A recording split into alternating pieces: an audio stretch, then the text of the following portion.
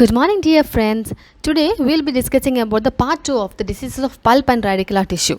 That means the second part, which will be dealing with the periradicular tissue diseases. Okay, so let's see what all diseases we have in this. Beginning with the introduction part, the periapical tissues we should know. So the introduction part will be dealing with the periapical tissues, which consist of surrounding alveolar bone, periodontal ligament and cementum. So these three consist of making a periapical tissue.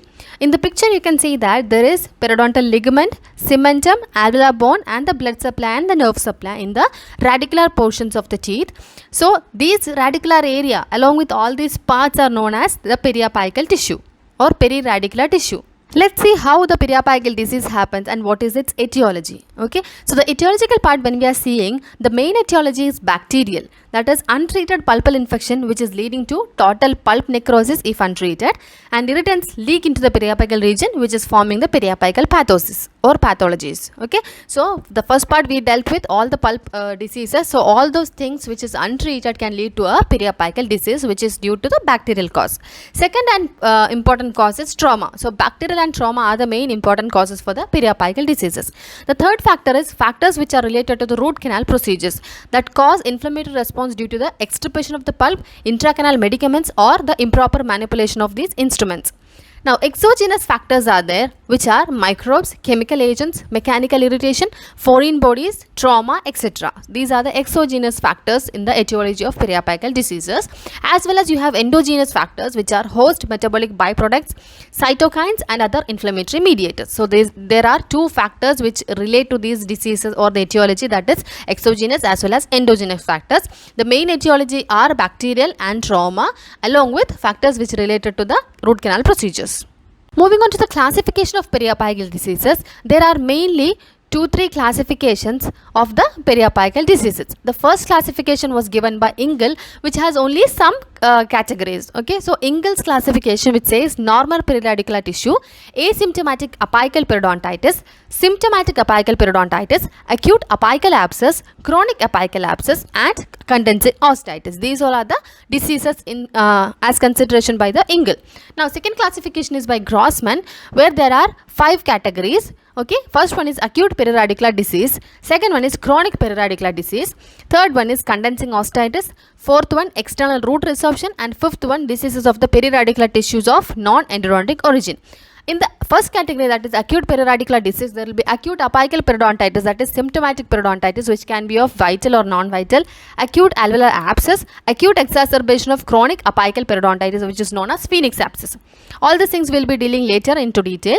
Second category, it is chronic periradicular diseases, which are chronic apical periodontitis of chronic alveolar abscess or cystic apical periodontitis and persistent apical periodontitis. So these are the classification: acute periradicular disease, chronic periradicular disease, condensing osteitis, external root resorption as well as the non-endodontic origin diseases. That is by the Grossman's classification. The third classification is by WHO, that is WHO classification of periradicular diseases. In this, the K is the beginning letter and 04 is the numbering given. Point is there, after which you will have different numberings. Okay, that is 4, 5, 6 and 60, 61, 62, 63, then 7, 8 also you have 3 divisions, that is 80, 81, 82. Okay, that is 4, 5, 6, 7, 8 are the main category, in which 6, after 6 you will have 60, 61, 62, 63. After 8 you have 80, 81, 82. So the beginning numbers are K04 point. Okay, K04.4, 0.5 like that. Now K04.4 is acute apical periodontitis. 0.5 is chronic apical periodontitis, which is apical granuloma. 0.6 is periapical abscess with sinus. Now in that 4 categories are there, that are 60 periapical abscess with sinus to maxillary sinus, 61 periapical abscess with sinus to nasal cavity, periapical abscess with sinus to oral cavity 62, and 63 it is periapical abscess with sinus to the skin. 7 is periapical abscess with no sinus, 8 is radicular cyst or periapical cyst. So in that also there are 3 categories, that is 80, 81, 82. 80 is apical and lateral cyst, 81 is residual cyst, 82 is inflammatory paradental cyst. So all these main, they have subdivisions also. So 4 is acute apical periodontitis, 5 is chronic apical periodontitis, 6 is periapical abscess with sinus, 7 is periapical abscess with no sinus, 8 is radicular cyst. So along with all these things, 6 has 4 categories and 8 has 3 categories. Now let's see what is acute alveolar abscess. Okay, this is a localized collection of pus in the alveolar bone at the root apex following death of the pulp, with extension of infection through the apical foramen into the periradicular tissue. When there is death of pulp, and that can cause extension of inflammation or infection through the apical foramen into the periradicular tissue, there will be a localized collection of pus which is in the alveolar bone. That is called as acute alveolar abscess. In the picture, clinical picture is shown as the acute alveolar abscess, and also you can see the radiographic feature which shows the abscess. Okay, that is rounded area. Okay, in the picture here also, that greenish area is the abscess, contents of abscess. Okay, so the pulp is causing the abscess there. That is acute alveolar abscess. The causes can be trauma, chemical and mechanical irritation, and mainly bacterial invasion.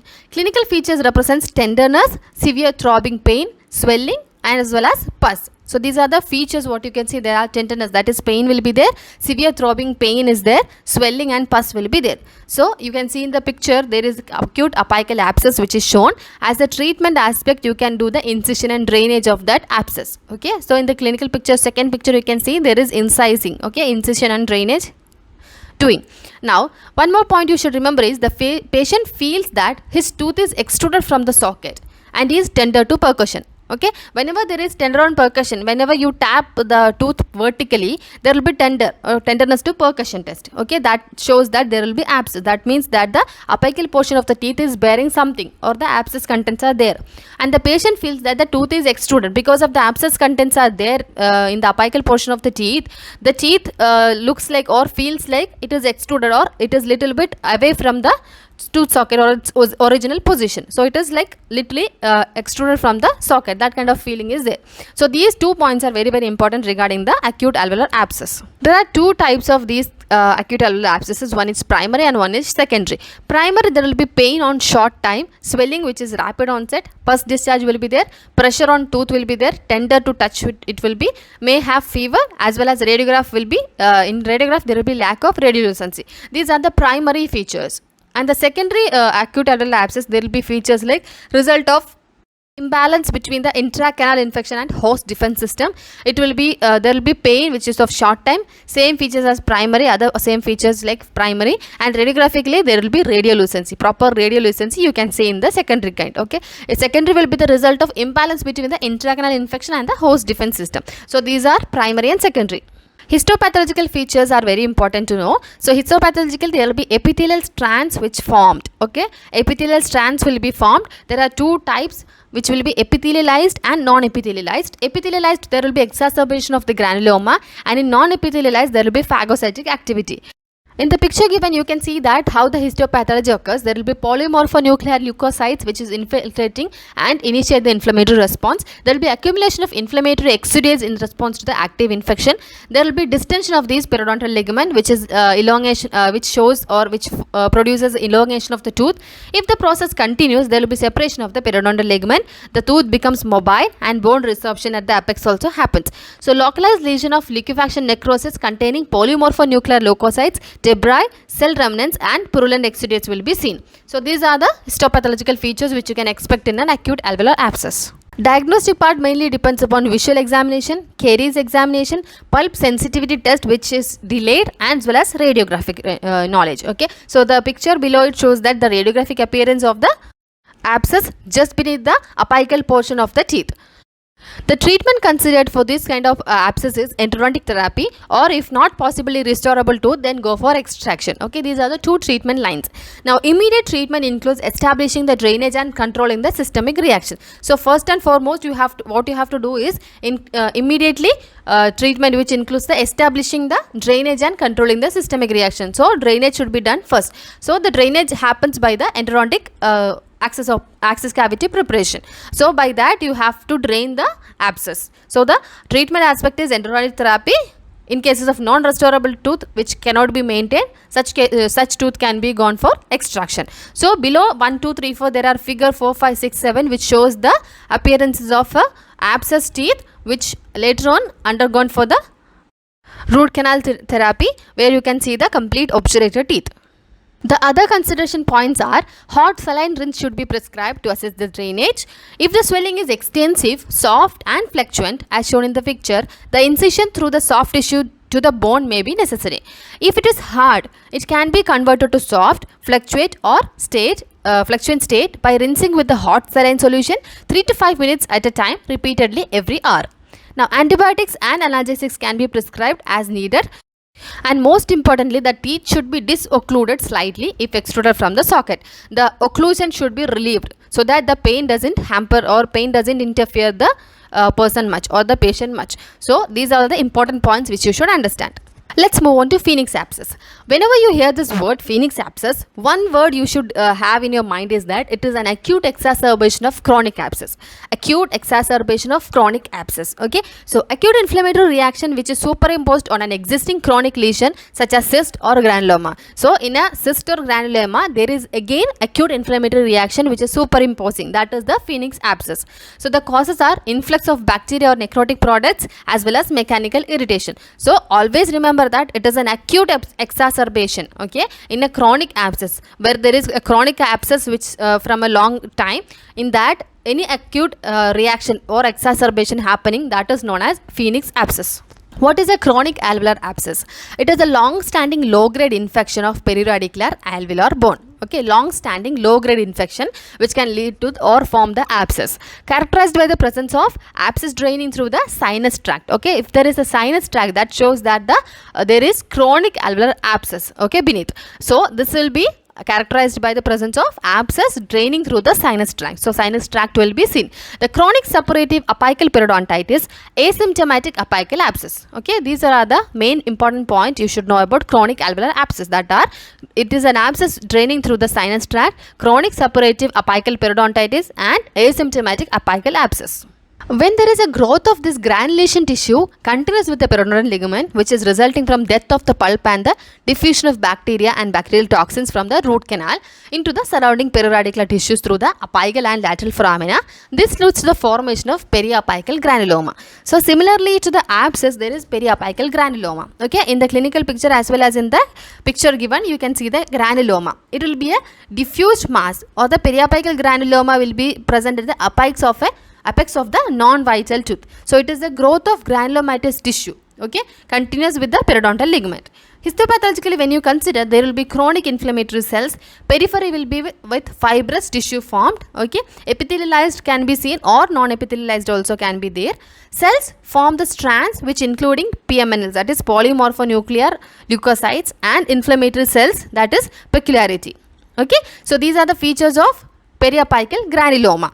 Now let's see how the histopathology and treatment aspects are. So as I told already, this is a granulomatous tissue growth. Okay, so epithelium may form ramified structures that enclose islands of granulomatous tissue containing lymphocytes, plasma cells, rich circulatory networks. So the main thing you can see is chronic inflammatory cells. Histologically, the periradicular granuloma consists of predominantly the granulation inflammatory tissue with many small capillaries, fibroblasts, numerous connective tissue fibers, inflammatory infiltrate, and usually a connective tissue capsule. Considering treatment aspect, the main important treatment for this is endotherapy, that is root canal treatment. Removal of the cause of the inflammation is also needed, as well as extraction can be performed, followed by curettage of the apical area soft tissues. Okay, if not retainable teeth, then you can go for extraction. So the main treatment is always RCT. First we told about abscess, second we told about granuloma. Now there is one more condition which is cyst. Okay, so these are all the conditions which commonly happens with the periapical regions. Now you should know the difference between periapical granuloma and a cyst, which is radiographically. Okay, when you see a radiograph, you should understand which is granuloma and which is cyst. Periapical granuloma, it is an accumulation of the chronically inflamed granulation tissue seen at the apex of the non-vital teeth. So periapical granuloma, there will be well circumscribed rounded apex, okay, around the apex. Rounded around the apex, may have thin radiopaque border. Tooth may have deep caries or restorations which will be non-vital teeth. Okay, so these are the features for the periapical granuloma, which will be well circumscribed, rounded around the apex. Now, the radicular cyst is a lesion that develops over a prolonged period of time within an existing periapical granuloma. Okay, so long time periapical granuloma can form into the radicular cyst. A cyst by definition has an epithelial lining. Okay, so this is an important point. Cyst will be having an epithelial lining. Identical to periapical granuloma, since the lesion is chronic progressive one, which is developing in a pre-existing granuloma, the cyst may be of greater size than the granuloma. Okay, this is an important point. So the cyst may be of greater size than the granuloma due to longer duration. Now, occasionally it exhibits thin radio-opaque line around the periphery of the radiolucent area. Radiolucency associated is generally round to ovoid, which indicates the reaction of bone to slowly expanding mass. Okay, so these are the features of a radicular cyst. So this first picture you can see, that is a cyst, and the second picture shows the granuloma. So cyst will be larger than the granuloma, which will be having a proper shape with the radio-opaque line around the periphery. Okay, granuloma will not be having that kind of radio-opaque border, maybe thin. Okay, sometimes will be having a thin border. It is well circumscribed, rounded around the apex. But in case of abscess, this is an important point. Except these two, in case of abscess, the abscess will be having a diffuse kind of periapical radiolucency. Okay, so that will be diffuse. These two will be well circumscribed. Okay, so you have to categorize it separately and understand better. Let's see some more points about the periapical cyst or the radicular cyst. It is an inflammatory lesion of endodontic origin which is characterized by the presence of cavity which is lined by epithelial cells. So it is a cavity lined by epithelial cells. That is an important point. Now, lining is mainly by the stratified squamous epithelial cells. Sometimes ciliated columnar epithelium also can be seen. This is how a cyst will be, that is, will be having an epithelial lining which is having a cystic cavity inside which all the stroma will be there. Now, the clinical features, no symptoms will be associated with development of a cyst except in incidental to necrosis of the pulp. May become large enough, however, to become obvious as a swelling. Pressure of the cyst may be sufficient to cause movement of the teeth owing to accumulation of cystic fluid. So there will be movement of the teeth, you can expect. Okay, if left untreated, it may continue to grow at an expense of the maxilla or mandible. So this is a continuously growing which has the capacity to grow further and move the teeth also. Okay, so this is periapical or radicular cyst. Accordingly, there are two types of cyst which is due to the according to the spatial location. There is true as well as pocket cyst. Okay, pocket cyst is also known as base cyst. That is periapical pocket cyst which is originally designed as base cyst. It contains an epithelial lining cavity that is open towards the root canal of the affected tooth, which is initiated by the accumulation of neutrophils around the apical foramen in response to the bacterial presence in an apical root canal. Now this forms a micro abscess that gets enclosed by the proliferating epithelium, forming a collar with the epithelial attachment on contacting the root tip. So that is a pocket cyst or a base cyst. Now periapical true cyst, they will be characterized by cavities that are completely enclosed in epithelial lining and are totally independent of the root canal of the affected tooth. So those will be the true periapical cyst. So that will be epithelial lining and are totally independent of the root canal. When seeing the radiographical features, it shows a classically presents as round or ovoid radiolucency with sclerotic border and which is associated with pulpily affected tooth or teeth. If infection supervenes, the margins become indistinct, making it impossible to distinguish from the periapical granuloma. So these are the two important radiographical or radiological features. So it presents as a radiolucency with sclerotic border which is ovoid or round in shape. Coming to the diagnosis aspect, rather than the radiographical features, pulp test, there will be no response. History of pain is a mandatory for diagnosis. Radiographically, it shows loss of continuity of lamina dura with rarefaction area, that is round end area. Radiolucence area which may be large and may include more than one tooth. Now the treatment considerations, it mainly includes endotherapy up to 80 to 98% of cases. Periodic observation should be done. Surgical enucleation should be done if needed, as extraction is also another treatment option if the tooth cannot be saved. Next heading is persistent apical periodontitis. What do you mean by persistent apical periodontitis?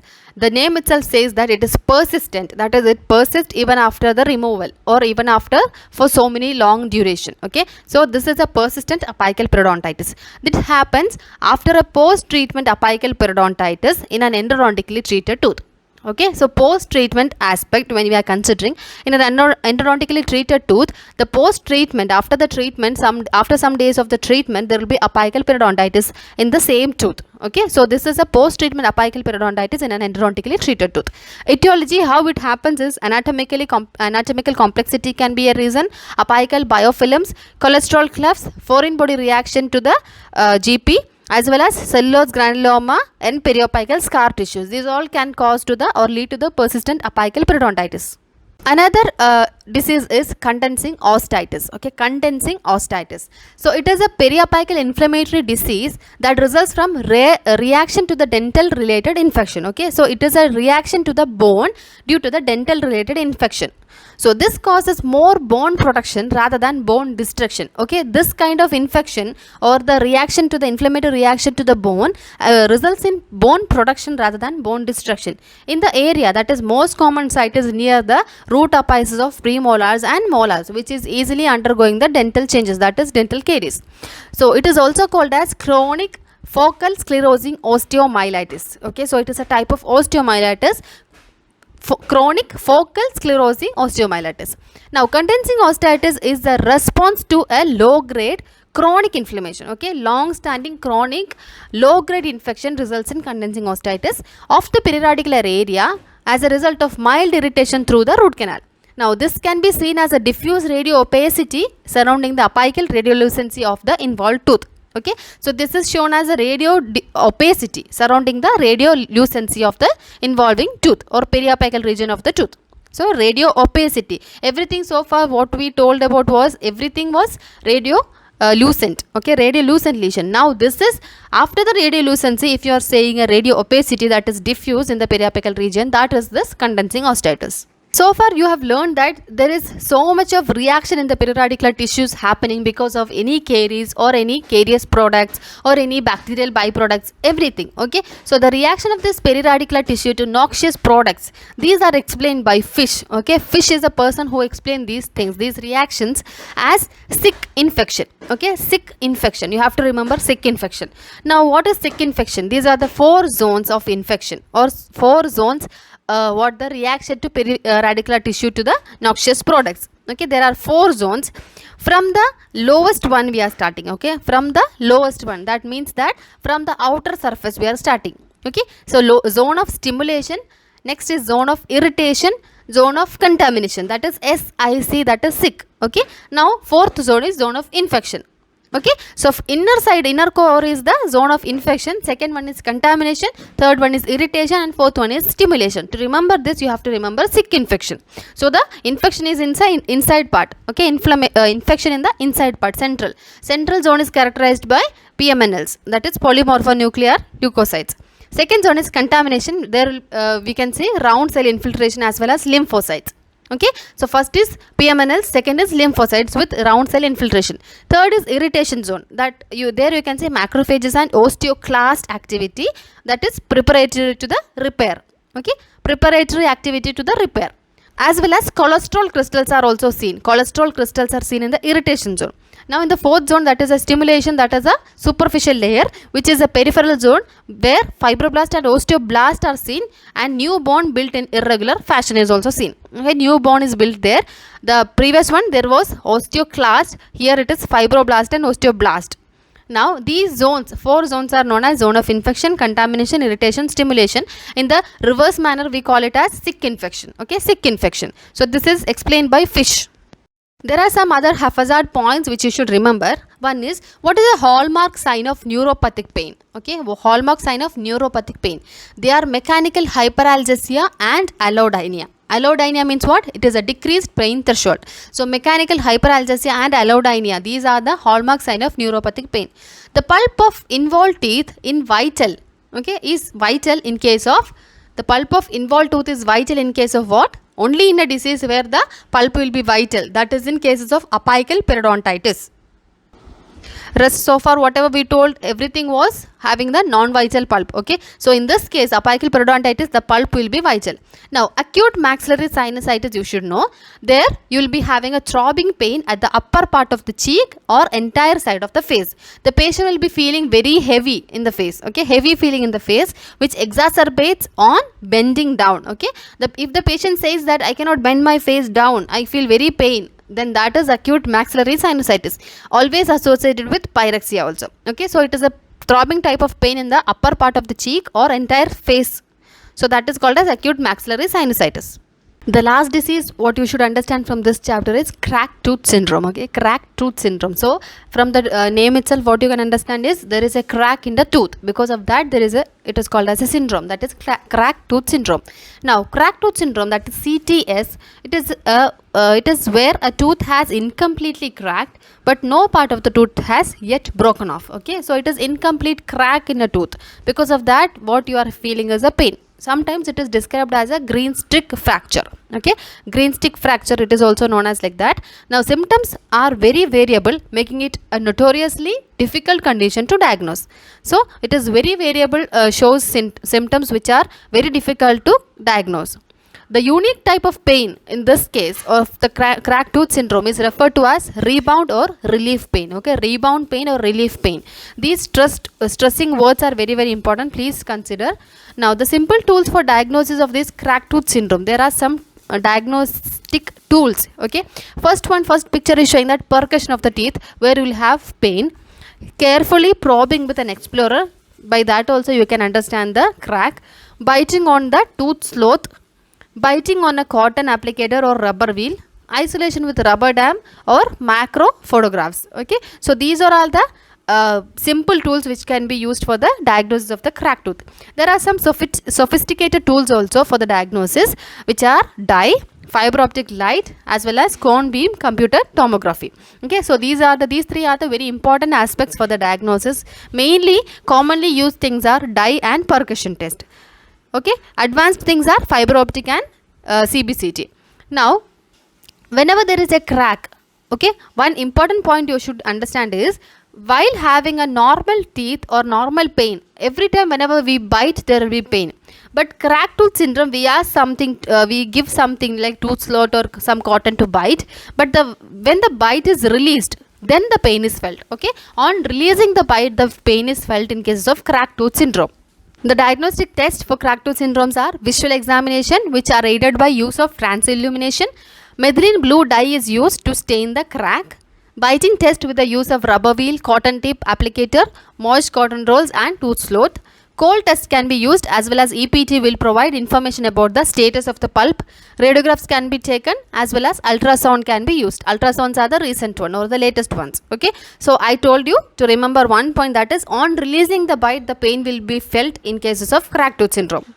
Okay, so these are the points which which should be understood and which should be studied properly for the MCQ oriented questions.